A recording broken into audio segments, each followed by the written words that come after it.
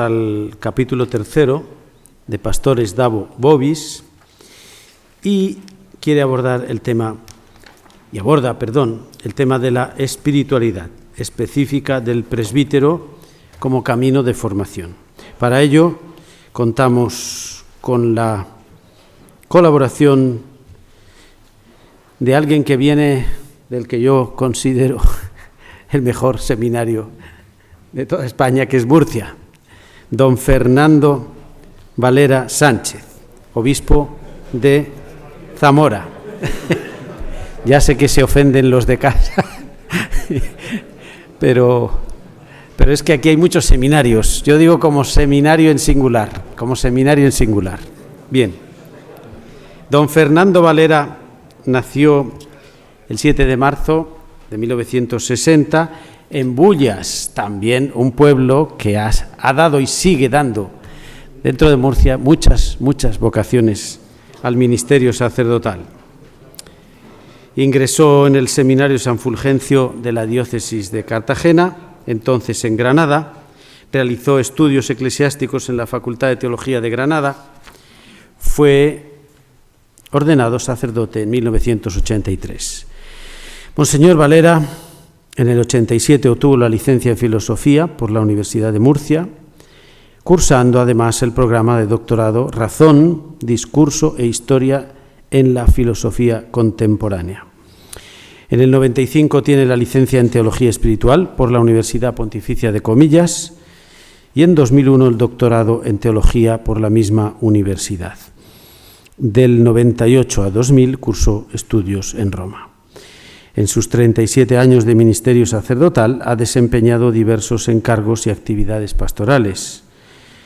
Coadjutor en la parroquia de Nuestra Señora del Rosario de la Unión, miembro del equipo pastoral encargado de la parroquia de San Nicolás de Bari, del estrecho de San Ginés de Cartagena, coadjutor de la parroquia Nuestra Señora de la Asunción en Molina de Segura, párroco en San Antonio de Padua en Mazarrón y sacerdote misionero Fidei Donum en el Alto de Bolivia.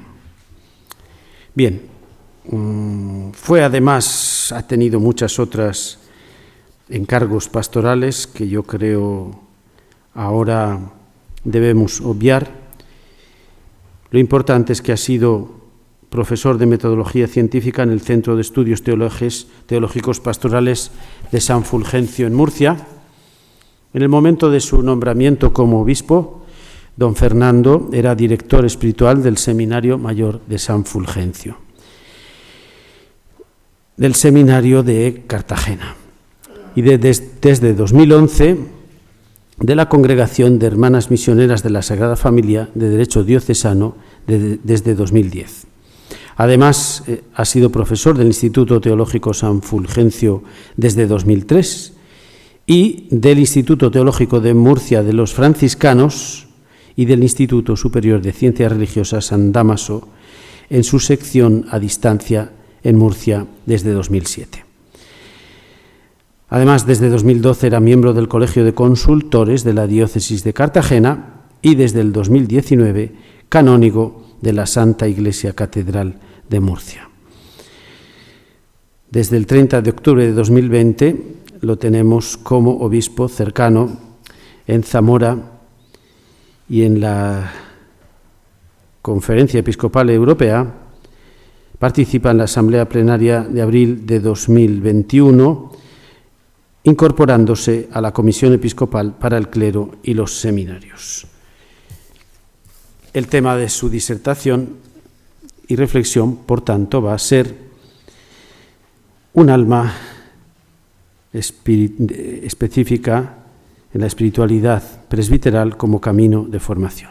Muchas gracias por su presencia entre nosotros.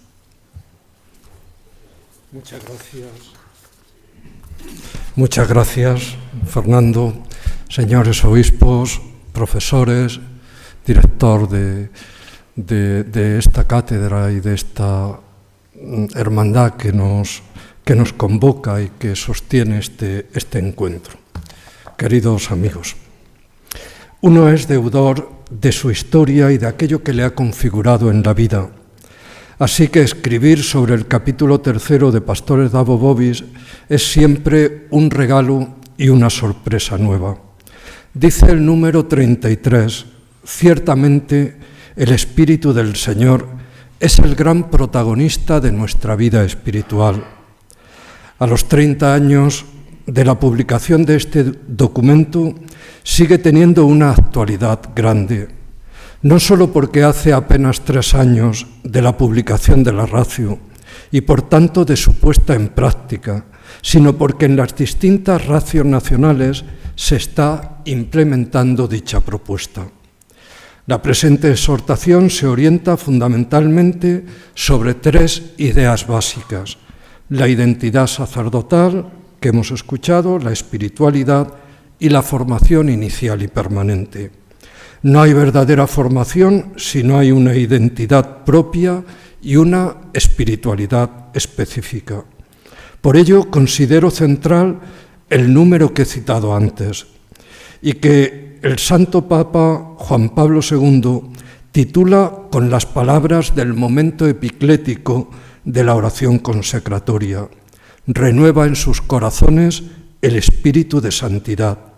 Y continúa en su primer párrafo resaltando esta centralidad: la presencia operante del Espíritu de Cristo en nuestro ser, en nuestro actuar y en nuestro vivir, tal como lo ha configurado, capacitado y plasmado el sacramento del orden. La conciencia del don recibido, lo que el sacerdote es por gracia, supone el núcleo de la vocación, formación y vida sacerdotal. Es una conciencia carismática, es decir, conciencia del don gratuito y del mandato que supone a la misión. Esta realidad hace presente la afirmación del Concilio Vaticano II de la unidad, consagración y misión. No voy a leer las citas que en el esquema voy a ir comentando y que va a ser un poco pues el lugar donde voy a ir afirmando unas cuantas cosas. La vida espiritual, el camino de santidad del presbítero, es definida en la exhortación como un estilo de vida o una vida según el Espíritu, citando a San Pablo en la carta a los Romanos. Un camino, en la misma carta, en el capítulo 8, según el Espíritu. Se llama también vida interior, no en sentido de un intimismo subjetivo, sino por ser un conjunto de actitudes del corazón suscitadas por el Espíritu, que se articulan en convicciones, motivaciones y decisiones. La espiritualidad sacerdotal se desarrolla por la participación en la consagración y en la misión sacerdotal de Cristo, buen pastor, y se plantea a la luz de la caridad pastoral. La espiritualidad abarca todo el ser, el saber, el obrar, la vida personal y social. Es una propuesta a la presencia de Cristo que supone un proceso permanente de conversión y de formación, un crecimiento continuo en una armónica integración de madurez humana, cristiana y sacerdotal. El contexto de secularización y la densidad del momento actual hacen presente esa intuición que hay en la base del presente capítulo 3, que nuestros seminaristas y futuros sacerdotes vivan arraigados en una vida espiritual con solidez o el ministerio perderá su consistencia y se hará inviable.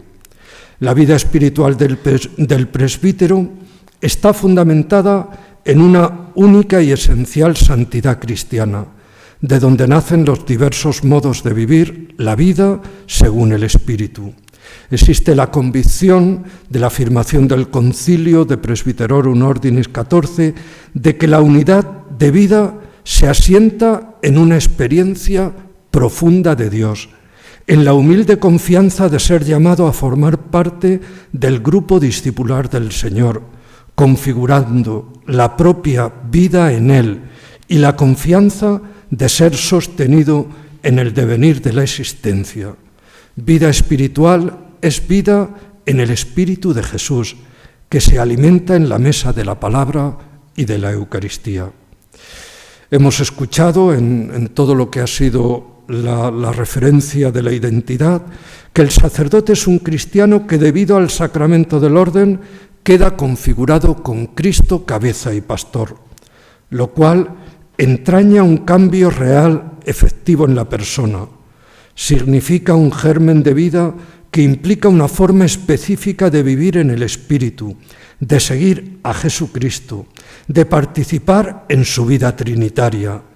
Esta forma específica es la caridad pastoral. Este principio interior da al presbítero una fuerza que lo impulsa a ser libre. Es libertad para amar a los demás. Aquí radica el dinamismo de la caridad, de la autenticidad, de la vida y en la vida. La caridad pastoral es el horizonte configurador de la espiritualidad que emana del Espíritu, fuerza y corriente de amor que une al Padre y al Hijo. Esto se traduce en un estilo de vida arraigado en el ministerio de una iglesia, misterio de comunión y misión. El presbítero es un hombre que ha recibido la vida divina en el bautismo y que además ha sido configurado con Cristo cabeza y pastor por medio de la imposición de manos y la oración consecratoria. Pero no sucede de una vez y para siempre, sino que aquel don debe renovarse mediante la conversión en el ministerio que se hace actuar en la formación permanente. El Espíritu, lo hemos escuchado en la identidad, cristifica. Y el Espíritu cristifica la vida del ministro que se hace actual en el encuentro íntimo con Dios, en la realización del servicio humilde a los más pobres, en una relación profunda con los demás y una vida pastoral llena de gozo y esperanza. En definitiva, se trata de conformar la existencia con el corazón del buen pastor. En segundo lugar, la configuración con Jesucristo, cabeza y pastor, y la caridad pastoral. La exhortación presenta a Jesucristo en un sentido nuevo y original de ser siervo. Es decir, Jesucristo, cabeza de la Iglesia, su cuerpo, es siendo siervo. Y es muy interesante lo que hace, no es una dimensión nueva, creo que la ratio cuando las separa no lo hace tal como lo presenta la exhortación, porque la exhortación no cambia ningún elemento del Concilio Vaticano II, sino la configuración con Cristo cabeza y pastor es con Cristo cabeza siendo siervo, pastor siendo esposo. Lo voy a desarrollar. No hay otra forma de ejercer el ministerio de la autoridad que sirviendo. El presbítero, ontológicamente por el diaconado, es siempre servidor.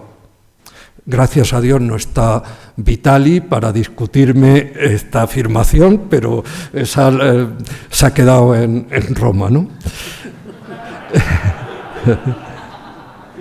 Por otra parte, por la ordenación recibe también la autoridad de Jesús, Cristo, cabeza.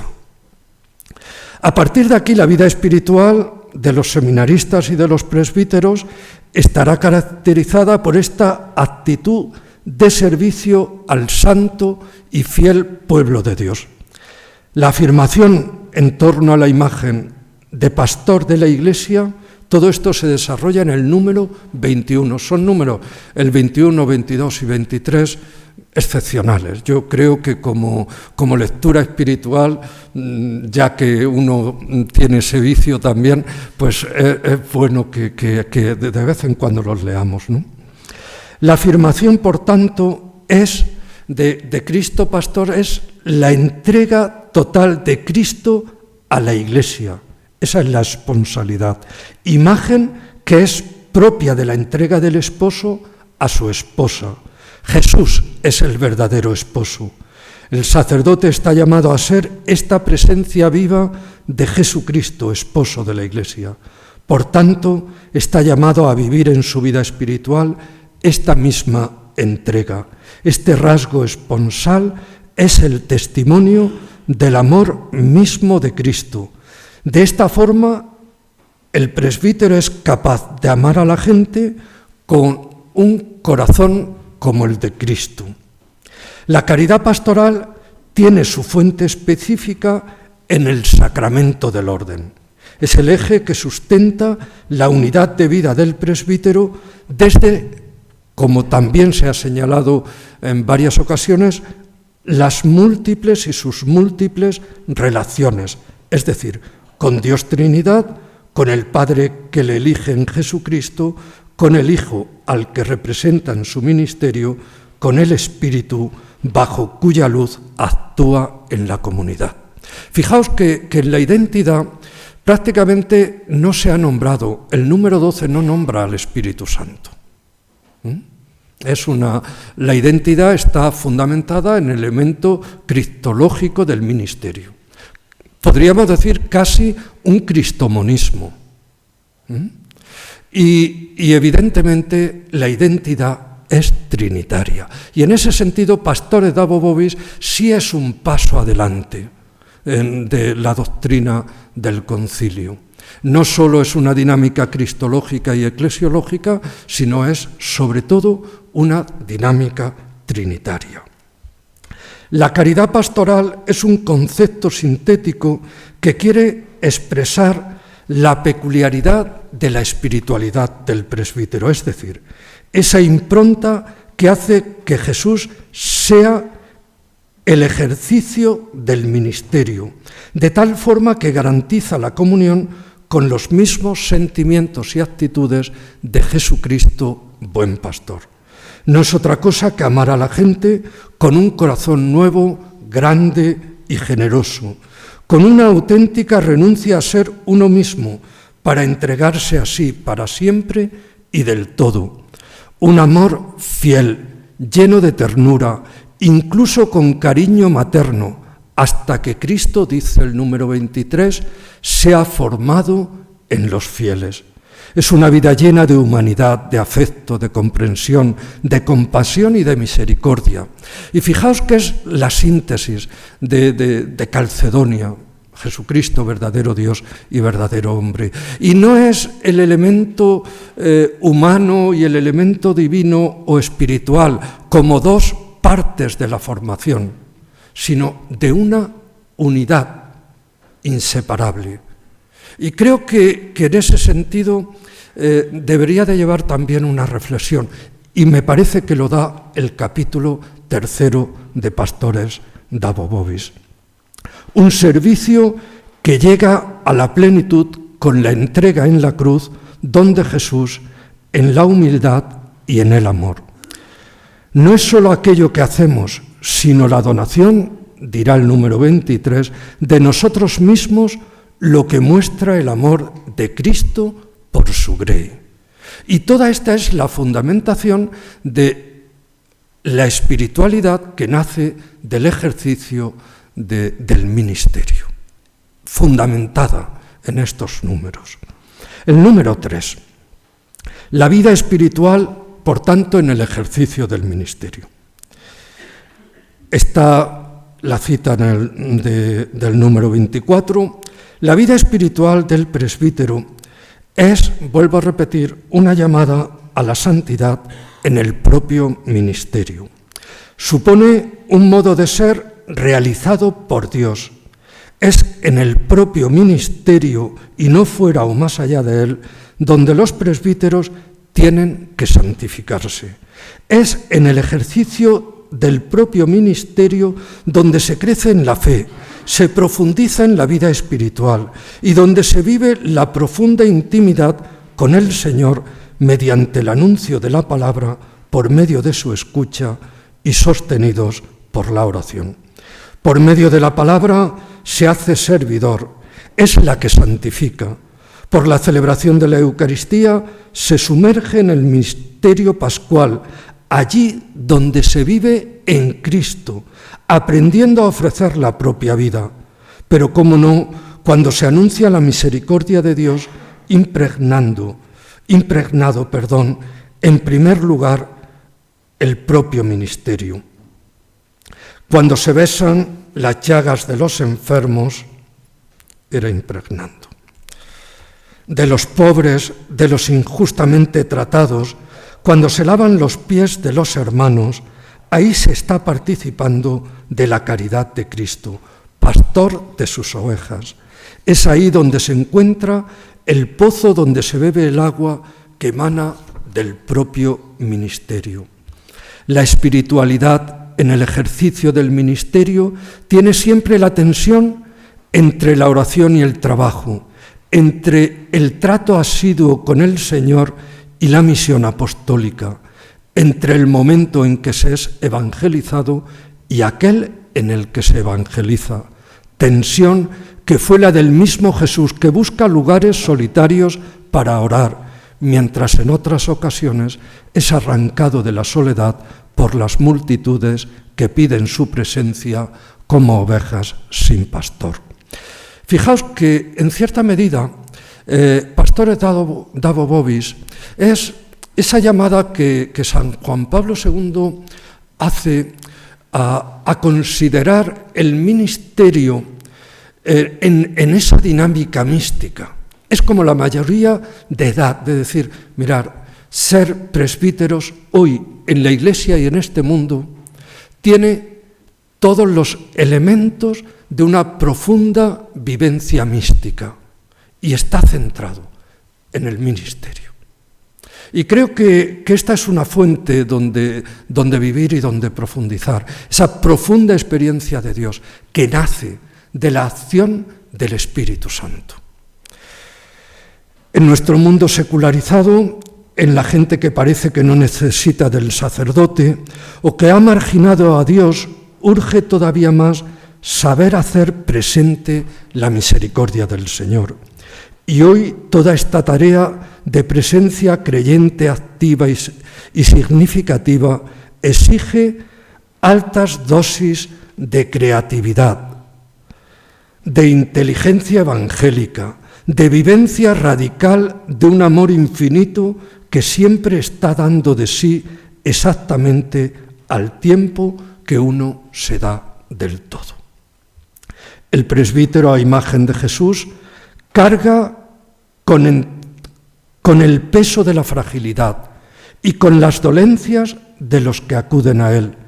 Es el ministerio de la presencia, de la cercanía y de la intercesión en las que tanto insiste el Papa Francisco. En cuarto lugar, la existencia sacerdotal y radicalismo evangélico. Yo cambié mi concepción del radicalismo evangélico, como lo llama San Juan Pablo II, leyendo a Stefano Guarinelli. Es decir, él tiene un libro, él no se lo cree porque no se acuerda cuando lo escribió, pero los que es porque él centra los tres consejos evangélicos y los hace esa clave de la identidad.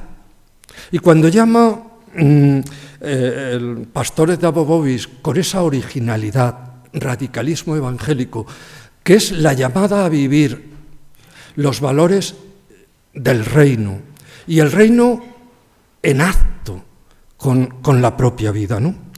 Por tanto, el radicalismo evangélico promueve una serie de virtudes y exigencias éticas en el presbítero que se pueden concretar y se concretan en los distintos consejos. Estos tres consejos evangélicos vividos en la vida sacerdotal suponen un desprendimiento total. El espíritu es un sujeto que no habla en nombre propio. Por tanto, acompaña y posibilita la misión del Hijo. Así el el espíritu configurado con Cristo puede ser signo del buen pastor, signo que se hace explícito en esta realidad. El celibato por el reino la obediencia y la pobreza por amor. El celibato es señal y estímulo de la caridad pastoral, dirá el número 29. Es un amor abierto a la vida que estaba en Dios y que es un amor fontal y gratuito, personal y universal, creativo y paternal, cercano y lleno de ternura. Amor fecundo en un mundo a veces árido y espeso que exige renuncia como expresión del máximo amor. El Espíritu es fuego, es amor, es energía, decimos en neumatología. En el himno Veni Creator Spiritus le llama ignis caritas, fuego, amor. La misión del presbítero necesita hoy ese fuego que calienta, que anime o queme los rastrojos inútiles, que libere de la pereza o de la rutina. Misión en medio de los marginados del amor para construir comunidades de comunión y de misión, comunidades de entrega donde el fuego del Espíritu abre al amor interpersonal entre sí y desde ahí a todos los hombres. El celibato en la vida del presbítero es un signo del discipulado y de la configuración con Cristo en el ministerio. Cristo hecho obediente hasta la muerte, dirá San Pablo. Es la imagen de la libertad que se entrega en manos del Padre, para que por la fuerza del Espíritu se desarrolle el misterio de amor de Dios en una iglesia comunión. Os vais dando cuenta cómo esas afirmaciones de la iglesia, misterio de comunión y misión, pues van tejiendo todos estos documentos y evidentemente nuestra exhortación también. La obediencia en el presbítero nace de la caridad pastoral. Es una actitud filial, signo de la disponibilidad a la acción evangelizadora de la Iglesia, en comunión con el obispo y con el presbiterio. Esta nace del mismo sacramento, es decir, de la imposición de manos y de la oración consecratoria. Por la ordenación, Dios, con el don del Espíritu Santo, confiere al presbítero la tarea de anunciar el Evangelio, de santificar y de guiar al santo pueblo de Dios. La obediencia es libertad de amar y de entregar la propia vida a aquel que ha amado hasta el extremo en la cruz. De este modo, la obediencia es apostólica, comunitaria y pastoral. Y lo que siempre hablamos de obediencia es disciplina, normalmente. Casi nunca un obispo llama a la obediencia. La obediencia es ese fondo profundo donde está todo el presbiterio y donde está toda la comunidad de la Iglesia obedeciendo al Padre en el misterio de la entrega de Cristo en la cruz. Lo demás son casi siempre lo que más trabajo nos cuesta a los sacerdotes y no digamos nada a los obispos, es la disciplina del día a día y de lo concreto, ¿no? La pobreza en el amor. La pobreza en el espíritu significa la decisión de poner la propia confianza básicamente en Dios y en los criterios que emanan del Evangelio, es decir, en los medios pobres y en las actitudes sencillas. Caminar pobre y entre los pobres implica la identificación con la misión de Jesús, asimilar su estilo y mucho más el misterio de su encarnación pobre y entre los pobres. La vida del presbítero exige hacer una opción afectiva, no de poder, prestigio, éxito, sino de humildad, de disponibilidad y solidaridad. Las consecuencias ministeriales de estas actitudes que crea el Espíritu conllevan reconocer las propias limitaciones, las propias debilidades. Estamos marcados con el sello de la debilidad y de la fragilidad. La humildad del apóstol es fundamental en la aceptación de la propia realidad. Así, expresarse como pobres en el mundo del gran Dios de la apariencia, es quitarse las máscaras para hablar desde la realidad que se es. Esto es, lo que Dios ama y el Espíritu vivifica, y somos cada uno de nosotros. Quien accede a Jesús se encuentra siempre con su pobreza, que desde luego no es solo una actitud existencial necesaria, sino un proyecto donde la proclamación del Sermón del Monte es una realidad efectiva. En la pobreza del espíritu está en juego la credibilidad del anuncio. 5. Pertenencia y dedicación a la iglesia particular. En el número 31 que tenéis ahí, la exhortación apostólica por primera vez vincula como dinamismo espiritual la pertenencia a la iglesia particular. Y esto es una afirmación de la eclesiología del Concilio Vaticano II clara y evidente. Porque la iglesia particular no es solo el lugar de la vinculación del presbítero diocesano, sino la de todos los presbíteros. Este sentido de pertenencia surge de la conciencia de una realidad que toca el yo más profundo y por eso constituye la propia identidad. El presbítero es miembro de un cuerpo siguiendo la metáfora paulina y evidentemente Lumen Gentium. La identidad del sacerdote surge y se funda en la comunión de un centro común, de un ideal, de un objetivo, de un motivo que entusiasma, que magnetiza y que es captado en experiencias personales e institucionales que empiezan a ser intercambiadas y mutuamente corregidas, purificadas y completadas. Los carismas en una iglesia no se contraponen, se complementan. Tener un carisma propio, religioso, diocesano, etcétera, el que sea, tiene que dar una capacidad de amar a la comunidad, de hacerte salir de ti. Si el carisma propio te encierra en ti mismo, niega al espíritu que crea que es la fuente del carisma. De sentirla como una propia y verdadera familia, de acoger a los hermanos con toda la carga de limitaciones y de debilidades, con sus dones y pobrezas, decidiendo ser entre todos y para todos un solo presbiterio, porque más allá de las diferencias y más fuerte que todas las miserias, está este proyecto común pensado por Dios y confiado a cada uno para el bien de muchos.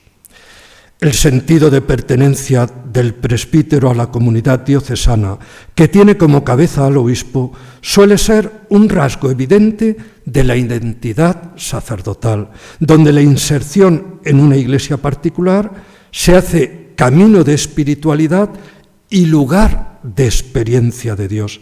El sentido de pertenencia tiene en esta forma una dimensión espiritual constituyente sobre la que se funda la incardinación canónica obligatoria. Solo desde esta conciencia de pertenencia tiene sentido la apertura misionera a la universalidad, a la catolicidad de la Iglesia. La catolicidad se vive ministerialmente en la particularidad de cada porción de la Iglesia universal. Esta dimensión eclesiológica fundante es constituyente de este ministerio. La comunión es don, y es don del Espíritu, pues es sacramento de la mediación de Cristo, que le une a Dios y a los hombres, lleva a los hombres a Dios y hace que se unan entre sí, les hace ser santo pueblo de Dios, cuerpo de Cristo y camino de unidad en la fe. El sacerdote es, por tanto, signo e instrumento de comunión en la Iglesia local y al mismo tiempo signo de comunión con la Iglesia universal. Y finalmente una palabra El sexto, renueva en sus corazones el espíritu de santidad. El número 33.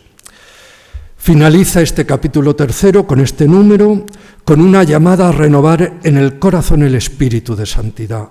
Palabras de la parte epiclética que he señalado antes de la oración consecratoria. Es la fe en que el Espíritu de Cristo tiene una presencia operante en el actuar real y en el vivir concreto del presbítero. El Espíritu Santo es el centro de la vida espiritual. Esta es la dimensión fundamental de su vida, lo que le caracteriza y le da identidad, es decir, aquello que logra unificar la totalidad de sus dimensiones, concretando así la caridad pastoral de Cristo como su propia imagen. Por ello, termina el Papa así la reflexión de la vida espiritual del presbítero, preguntándose: ¿cómo no reflexionar sobre la función esencial que el Espíritu ejerce en la específica llamada a la santidad propia del sacerdote? El Espíritu de santidad introduce al sacerdote en el misterio del amor de Dios. Solo el Espíritu es el principio interior y dinámico capaz de unificar las múltiples y diversas actividades del sacerdote en la misión recibida. Muchas gracias. A vosotros. Con la paciencia de escucharme.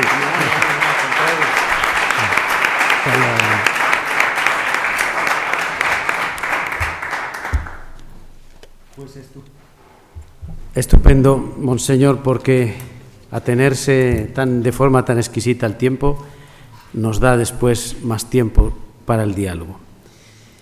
Paso a presentar la reacción de don Agustín Sánchez Manzanares, sacerdote de la diócesis de Orihuela, Alicante, nacido en 1944, estudios en el Seminario Diocesano de su diócesis, Orihuela, Alicante, en la Universidad Pontificia Salesiana de Roma y en la Universidad de Murcia. De nuevo, Murcia está presente hoy, en esta tarde. También licenciado en Ciencias de la Educación, en sección Psicología, en la Universidad Pontificia Salesiana, primero como licenciado, después como doctor en el 79 en esta sección. En esa misma sección de Filosofía, Ciencias de la Educación, sección Psicología, en la Universidad de Murcia en el 84 y doctor en el 87. Don Agustín ha sido delegado del clero de la citada diócesis, director espiritual del Seminario Mayor de Orihuela, Alicante, profesor y psicólogo del Seminario Diocesano, profesor emérito de la Facultad de Teología del Norte de España, en Burgos, profesor emérito del Instituto Superior de Ciencias Religiosas San Pablo de la diócesis Orihuela, Alicante, y profesor de la Cátedra de Teología Espiritual San Juan de Ávila en su diócesis. Son muy numerosas las publicaciones que han siempre oscilado desde 1980 hasta la última en este año 23 entre la psicología y el proceso de la dirección espiritual, de la maduración espiritual de la persona, el itinerario espiritual, una persona equilibrada o rasgos de la personalidad equilibrada en el sacerdote, etcétera, hasta la última, la dirección espiritual en la Cátedra Teología Espiritual de San Juan de Ávila.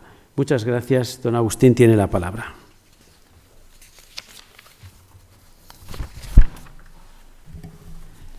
Buenas tardes. En primer lugar, agradezco a la dirección del simposio, a la organización, que se me invite a hablar un poco, ¿no?, sobre este tema, ¿no?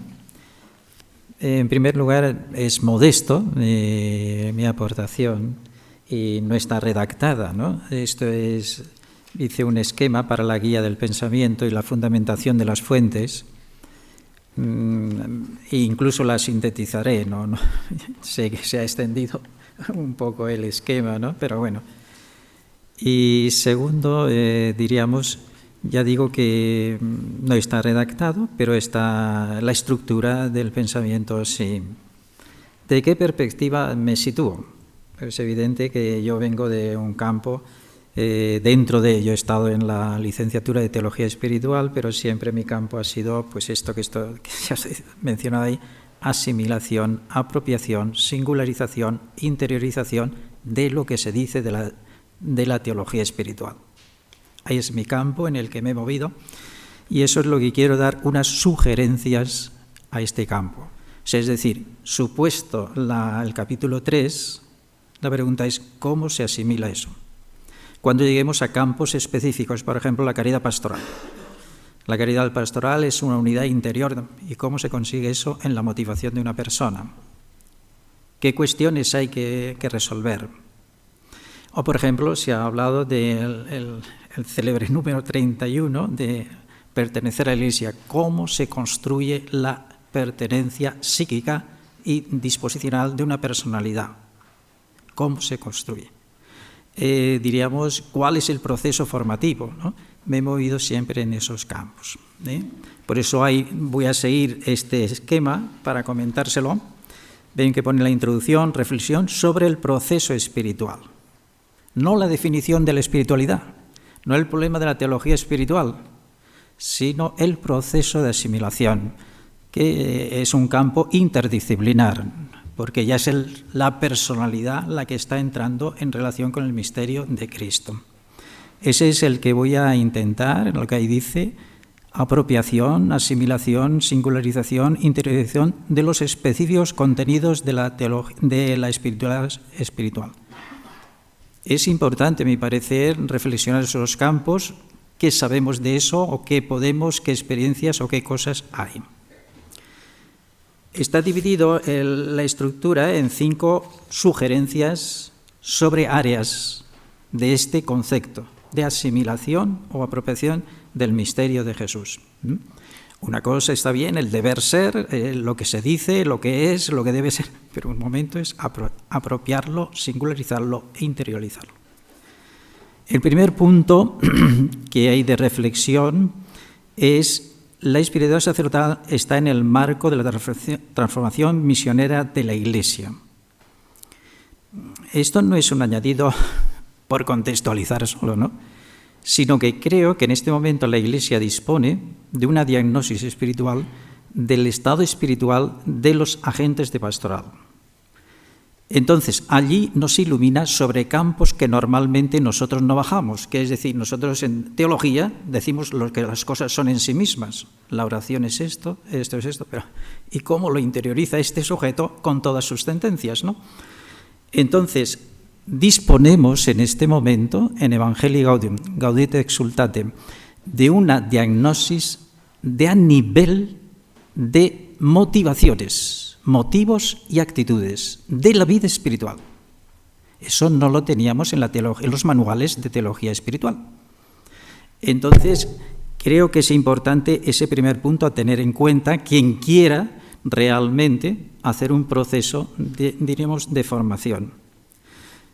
Enumero ahí algunos pensamientos que hay respecto a esto que están pivotando sobre la formación interna y donde el formador y los demás tienen fuentes suficientes para discernir muchos campos de asimilación en las distintas etapas de iniciación y formación permanente del clero. Dice, el discernimiento evangélico de los propios agentes de pastoral. Es interesante esto porque Evangelii Gaudium le dedica 2 capítulos. O sea, no se dedica un poco, sí, al mundo, sino a los agentes de pastoral porque frenan o impiden el propio dinamismo. Entonces, esa diagnosis nos interesa a nosotros estudiarla, que cómo se frena la misión. Es lo que digo ahí. Que puede detener o debilitar los dinamismos. Veis que le he puesto las citas abajo donde podéis encontrarlas. Y dice el Papa en concreto una tarea que es regeneración, es la palabra, regeneración de la fe, de la experiencia de fe de los propios evangelizadores. Y yo le he puesto ahí las características que debería tener esta espiritualidad misionera. Dice ahí que espiritualidad exige la transformación misionera fundamentada, profunda, integral, integradora, y es una conjunción entre el capítulo 2 de Evangelii Gaudium y el quinto, porque él en el quinto remite al 2 como una espiritualidad que no es profunda. Dice, este discernimiento evangélico nos ofrece el camino propio del proceso espiritual. Esto es lo que yo creo que podemos encontrar. No lo vamos a encontrar en los manuales de teología espiritual. Podemos tenerlos en la experiencia de los santos, de 21 siglos, eso sí que disponemos, ¿no? Pero modernamente lo que ha hecho el Papa en esta diagnosis creo que nos sirve como camino de discernimiento y de formación.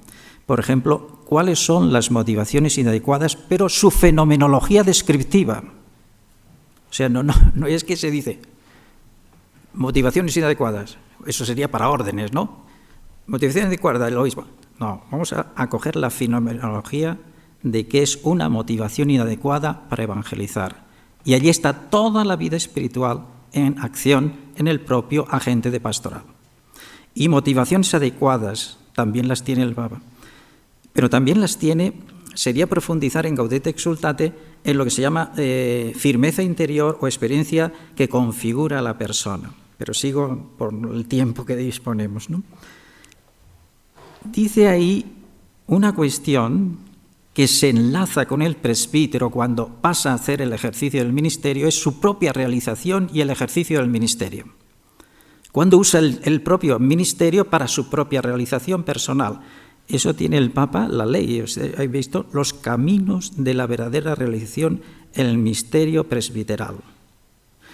Es decir, cuando el ministerio le sirve al propio presbítero para realizarse, diríamos, de un campo no correcto dentro del ministerio. Bueno, entonces la primera consideración es, creo que debemos situarnos en la Iglesia en este momento en que disponemos de un avance, porque hasta ahora lo que disponíamos es teología del ministerio, ¿vale? Ahí estamos. Pero ¿cómo lo vive este sujeto?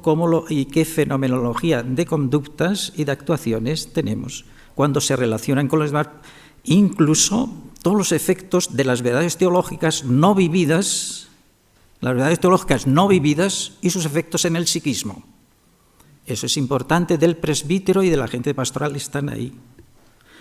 Una vez visto esto, yo el segundo punto que tenéis ahí dice configuración sacramental del presbítero, fundamento de la espiritualidad.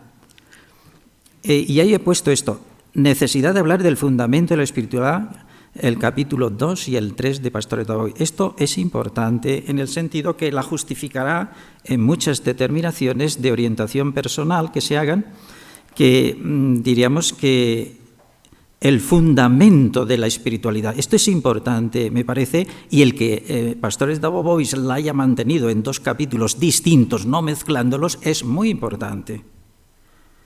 Eso supone que toda espiritualidad tiene que estar fundamentada en ser de Cristo. Y esto lo tenemos que practicar en nosotros. Luego es un elemento de discernimiento después cuando uno elige las espiritualidades, dentro del propio presbiterio o dentro de las parroquias, ¿no? Eso es importante. Esta dimensión la he dividido en tres cuestiones que son configuración sacramental, configuración existencial, que sería la espiritualidad, y configuración procesual, el proceso de asimilar el misterio de Jesús, en este caso como cabeza y pastor. Por eso a esto le he llamado el principio y fundamento del sacerdote. Ahí lo tenéis, ¿eh? Si esto se perdiese, estaríamos junto con otros diagnosis que se han hecho cuando el hombre pierde el fundamento. Y ahí os he puesto unos ejemplos, ¿eh? Es decir, el mundo moderno, el posmoderno y el poscristiano y el posverdad, si hemos perdido el fundamento, se produce una tipología de hombre. Ahí os lo he puesto. Generalmente coincide con lo que Evangelii Gaudium dice de la fascinación de la vanidad del presbítero. ¿Veis ahí? Que nosotros la consideramos con Efesios 4, cuando la persona pierde el fundamento de dónde saca los criterios de elegir, de criterios de verdad, de criterios de actuación, los pierde el fundamento, se construye lo que se llama en Efesios la vaciedad de las ideas. Pero que es muy interesante ir a Efesios y ver los efectos que da esto, la insensibilidad y otros campos. Pero por deciros que esto es una categoría descriptiva antropológica de la situación moderna, hoy os he puesto algunos ejemplos que son similares, por ejemplo, hoy modernamente el que más podemos es la persona tecnológica, pero es la misma, muy parecida al hombre masa de Ortega y Gasset, al hombre banal de Heidegger o al ciudadano Sand. Es decir, es una descripción de la conducta de las personas en estos campos. Sí se pierde el fundamento, que en el fondo yo creo que es la raíz de todas las cuestiones. O sea, el fundamento de las cosas, el fundamento de los criterios de verdad, los fundamentos de actuar, el fundamento, si eso se pierde. Y yo creo que es importante el utilizar esto en la dirección espiritual y en la formación, porque no es que uno se saca la espiritualidad al aconsejarle a uno personalmente en la habitación de lo que le está diciendo, sino siempre remitir a Cristo, el fundamento. Entonces, lo he puesto ahí, aunque se ha tratado en las conferencias, pero lo utilizo en este criterio, es decir, no perder el fundamento, y esto es ayudarle a... La tercera área que yo creo que debe estudiarse es la configuración existencial del presbítero, que es la vivencia de la espiritualidad. Diríamos que en la vida espiritual, por decir sintéticamente, hay un fundamento, una vivencia y un proceso.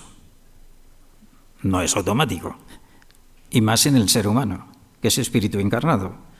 O sea, y sometido no solo a lo de exterior, sino a su propio proceso, a sus propios procesos de identificación.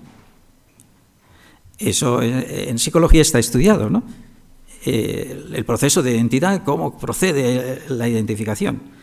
Entonces, distinguir estos tres campos es importante. Tú puedes trabajar al nivel de fundamento, puedes trabajar a nivel de teología espiritual, pero baja los procesos. Dicho de otra forma, está la teología dogmática, que es el fundamento, podríamos decir, la teología pastoral, que es descripción de lo que se dice sobre la vivencia del misterio, pero está la singularización o apropiación personal, que es un campo interdisciplinar ya, porque incluye la participación de la personalidad del sujeto que está queriendo ser cristiano o siendo pastor, ¿no? Bien, por eso la segunda consideración que yo creo que hay que hacer es de la identidad teológica a la identidad vivida. Esos serían los campos. Y esa vivida, ¿dónde está? Pues en Evangelii Gaudium lo tenéis bastante descripciones de ese campo, ¿no? O dicho de otra forma, de la teología del presbiterio a la vivencia de la teología. Por eso, quizás esta intervención mía también tiene relación un poco con el capítulo 5 de Pastores de David, pero el capítulo 5 también no se baja a procesos, baja a los elementos de la formación, pero no a los procesos. Eso no está ahí, está en Evangelii Gaudium. Bueno, en parte. Está en Teresa de Jesús en las Moradas, está en Subida al Monte Carmelo, está en Teresita en la historia de un alma, están los procesos por donde pasan las personas para construirse esos campos, ¿no? Bien, después hay algunas consideraciones que son comunes. Bueno, cuando se estudia la historia o el recorrido que ponemos ahí de la noción de vida espiritual, es también el recorrido de este campo, hay una distinción que nos puede ayudar aquí. Bueno, la distinción no es dogma de distinción, es una distinción instrumental, ¿no? Que es distinción entre vida cristiana y vida espiritual. Bueno, es una distinción de Moyoli y de Urs von Balthasar y de otros, no, pero es interesante a la hora de entender. Vida cristiana sería lo objetivo, el misterio en sí mismo, y vida espiritual la apropiación de ese misterio para vivirlo y vivirlo yo. Es una distinción posible para distinguir configuración sacramental y configuración existencial. Quiero decir, para darnos cuenta en qué campo nos encontramos en el terreno de la espiritualidad. Hay una cuestión que son las novedades que presenta Pastores Davo-Bovis sobre formación, que yo creo que no se han recogido debidamente. Bueno, perdón, yo no lo sé, a lo mejor sí, debidamente. ¿Qué concepto de formación tiene Pastores Davo-Bovis? Es integral, por supuesto. Es forma Christi. Esa es la matriz de toda la teología espiritual. De forma Christi es la vida cristiana, ¿no? Gálatas, por ahí 4, ¿no? Pero cuando en Gálatas se dice eso, es por conductas. Es por conductas y actitudes. Y Pastores Davo-Bovis sí que ha definido la formación como estructuración de la personalidad presbiteral. Eso se ha saltado. Y no en un número solo, en muchos números. Ese es el número 71. Pero está el número, creo que es 43, plasmar la personalidad. Pero el número 41, 71, es el que, de algún modo, fijaos, lo que dice es 71. No es, lo aplica a la formación permanente, pero se refiere a la formación en general, porque habla de una iniciación de la estructuración de la personalidad del presbítero en el seminario, que es otra cosa que se plantea. ¿Qué papel juega el seminario en la estructuración de la personalidad del presbítero, dadas las edades que tienen? El texto del 71 dice: la formación permanente de los sacerdotes, tanto diocesanos religiosos, es la continuación natural y absolutamente necesaria de aquel proceso de estructuración de la personalidad presbiteral iniciado y desarrollado en el seminario. Pero esto está dicho de otra forma, en otro campo. Está dicho, en el 43, está dicho plasmar la personalidad del presbítero. La personalidad. ¿Y qué es personalidad? ¿Qué diferencia hay entre personalidad y persona? ¿Qué diferencia hay? Es la personalidad en acción, es la personalidad. No es la persona, sino la persona en acción. Cuando el presbítero predica, cuando el presbítero confiesa, cuando el presbítero es en acción. Entonces, pues lo siento, bueno, pues nada, resumimos. Después, dentro de estos dos niveles, está el propio proceso, que lo tenéis en el punto 4. Ahí tenéis los lugares en que se dice la formación sacerdotal es una estructuración de la personalidad, y esto conecta con la performatividad de la fe, cómo la fe va configurando, esto es de Benedicto XVI, va configurando el ser. Bien, ahí tenéis algunos campos. Bien, quiero decir, esto del proceso, eso es una novedad en el campo formativo. Lo normal es que tú dices lo que debes hacer. Y eso cómo salta a las decisiones de una persona, a la mente de una persona, a la afectividad de una persona y a la decisión de una persona. Las estructuras operativas de la persona. Sí. Bien, ese es el proceso, creo que eso es un campo interesante a tener en cuenta. No se trata de denunciar las cosas. Debe ser pobre, debe ser célibe, pero ¿y los procesos de cómo yo llego a organizar o estructurar mi corazón? En este campo también otro consejo es el campo de la metodología. Aquí es discutible. En general, la posición sería: el misterio de Jesús tiene su propia metodología, aunque recurramos a las ciencias humanas y a otros campos, pero no es lo mismo. Hay que tenerlo muy en cuenta. Bueno, ahí tenéis algún elemento, dice gradual y diferencial formación de la estructuración de la persona presbiteral en distintas. Esto sí que debería estar claro en el proyecto educativo del seminario. propedéutico, tiempo discipular, configuración y formación permanente que buscamos en la estructuración de la personalidad presbítera. Eso debía estar, si no, no sabemos por dónde vamos, ¿no? En este sentido, bien, característica de la metodología, hay 3 debilidades dentro de la metodología, porque sí hemos hablado estos días de las debilidades que pueden presentar los jóvenes modernos, de estructuración en sus decisiones, en un campo interesante que, leído la ratio despacio, hay unos números maestros que son el 41, 42 y 43, que en el fondo es el desarrollo de un concepto que estaba antes, que es el presbítero tiene que tomar decisiones prudentes. Todo es la prudencia. Pero lo que hace es, esos 3 números, lo que hacen es estudiar cómo se convierte la prudencia. Es en discernimiento. Y ahí, en esos números, está metida toda la Evangelii Gaudium.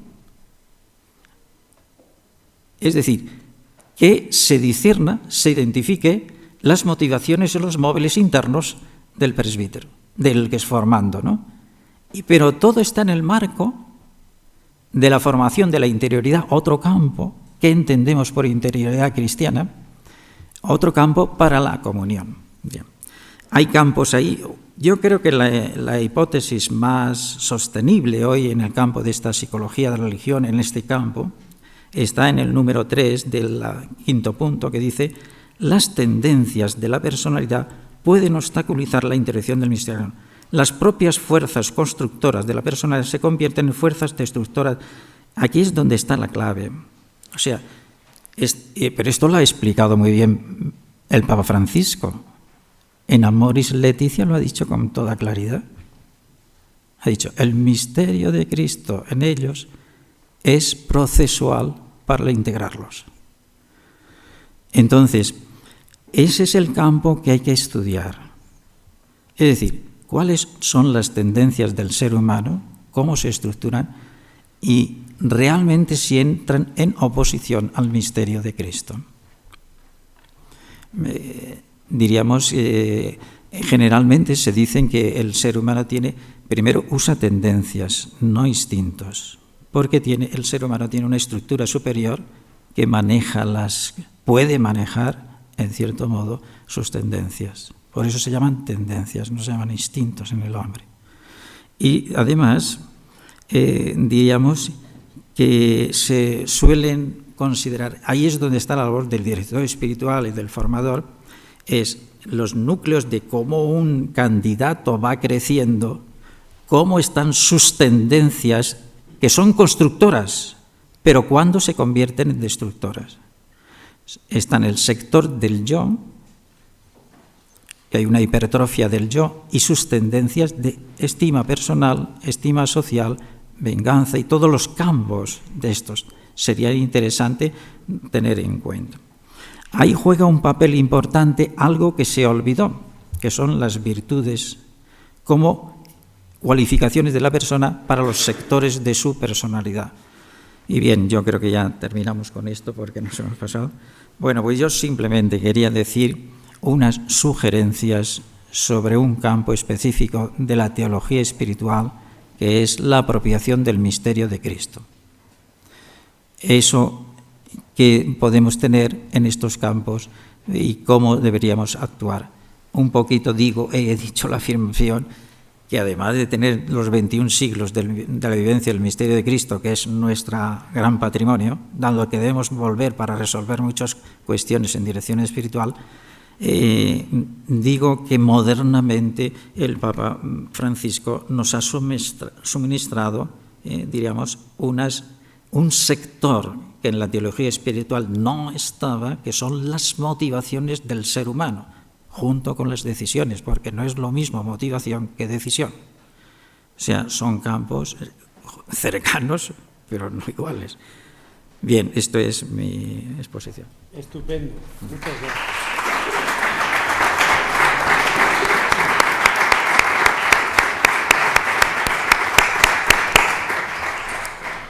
Magnífica aportación, don Agustín, que ha abierto tantos campos que nos ha dejado nos ha dejado con la miel en la boca, pero no tenemos tiempo ahora. Preguntas, comentarios, todavía tenemos algunos minutos. Don Gaspar. ¿Sí? Muy bien. 10 minutos. Si no hay ninguna mano en alto, hago yo una pregunta. El profesor Vitali ha hecho alusión a la cuestión. En el Concilio de Trento, precisamente para tratar de solucionar la cuestión de la negación de la Eucaristía como sacrificio y de la negación por tanto, del sacramento del orden, porque según el doctor Martín Lutero y después los otros padres de la Reforma, pues todos somos igualmente sacerdotes por ser cristianos. La cuestión es que la unilateralidad protestante llevó a la unilateralidad católica, reduciendo y estrechando mucho la teología del ministerio ordenado, el sacerdote es para la Eucaristía, para el sacrificio, y sin embargo, Presbyterorum Ordinis tiene una maravillosa apertura de la teología del presbítero y, curiosamente, comienza diciendo que su vocación y su ministerio primero es la palabra de Dios. En segundo lugar, el gobierno y regir su comunidad. Y solo en tercer lugar habla de santificar y, por tanto, la Eucaristía y los sacramentos.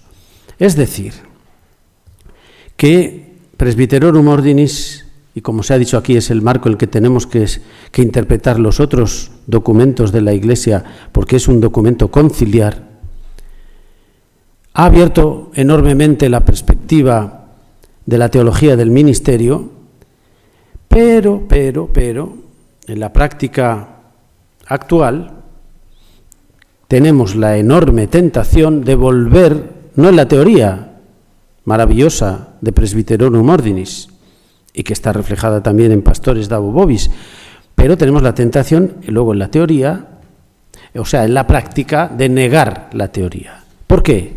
Porque como hay muy pocos ministros, entonces en la práctica el sacerdote se reduce a ir de misa en misa. Misa, el sacerdote para la misa y la misa para el sacerdote, porque hay que tener misa en todos los sitios, en todos los lugares y todos los días. Y entonces estamos reduciendo en la práctica lo que contradice nuestra maravillosa teología del presbiterado. Y alguno de los alumnos este año decía, bueno, pero si es que estamos quedando para eso. Terrible. Mi pregunta, ¿cómo tenemos que ensanchar y asimilar la teología del concilio, el presbítero? Lo primero es la palabra de Dios que él vive, que él cultiva y que puede después hacer cultivar a los fieles, etcétera. Lo segundo, regir, y regir no es ordeno y mando, como algunos sacerdotes jóvenes, aquí mando yo y se acabó. No, eso no es regir. Perdón, pero hago alusión a realidades, no solo a teorías.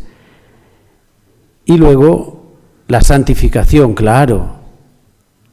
Pero primero está lo otro, no sé qué piensan los ponentes.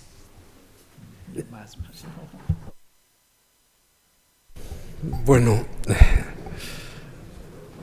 vamos a ver, hace un mes y pico fui a dar una formación permanente a la diócesis de Ávila y una de las referencias en la pobreza que yo me he encontrado al venir a Zamora y encontrarme con toda la realidad de la despoblación y de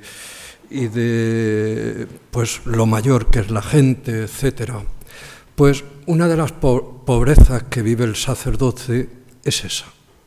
Es decir, y a veces yo lo digo así, nuestros sacerdotes jóvenes son héroes, porque con muy pocas motivaciones externas tienen que vivir el misterio del sacerdocio y toda su entrega. Y creo que eso requiere una reflexión por parte de todos. Yo a veces lo he pedido porque como soy el último que ha llegado incluso a los obispos de la zona, de la provincia eclesiástica, de que tenemos que reflexionar en profundidad esta realidad.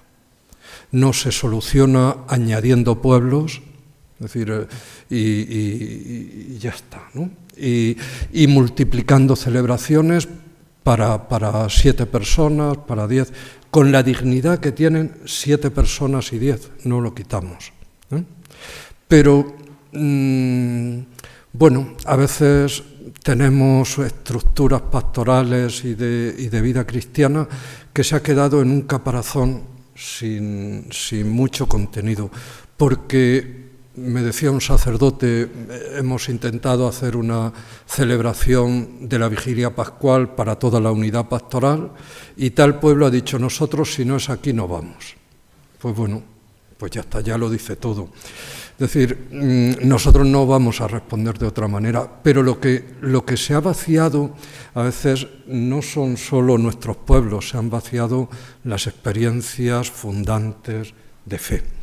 Entonces, creo que exige, evidentemente, imaginación, pero además profundizar realmente en lo que es el servicio que tenemos que dar al santo pueblo de Dios. Y cómo, es verdad, yo me recuerdo el verano pasado en los incendios, ¿no? En Zamora, que fue una catástrofe. Y cómo la gente sentía a sus párrocos, a la iglesia, con ellos. Cómo ningún político se atrevió a ir a ningún pueblo después de los incendios, a nada que pudieran hacerle, y cómo me recibían a mí, por ejemplo, cuando iba a cualquier sitio, ¿no? Y bueno, pues es verdad, es estar cerca, es acompañar procesos, pero creo que haría falta una estructuración nueva de unas cuantas cosas, para vivirlas mejor, con más profundidad, con esas motivaciones de fondo que nos decía Agustín y que realmente rejuvenezcan nuestro ministerio, que es un ministerio para la salvación de todos, ¿no? Y para la vida y para la glorificación de Dios. Bueno, tenemos muchos retos y los tenemos que plantear con realismo, no solo porque vamos a ser menos sacerdotes o estamos siendo, y menos gente, sino porque el servicio real exige respuestas nuevas.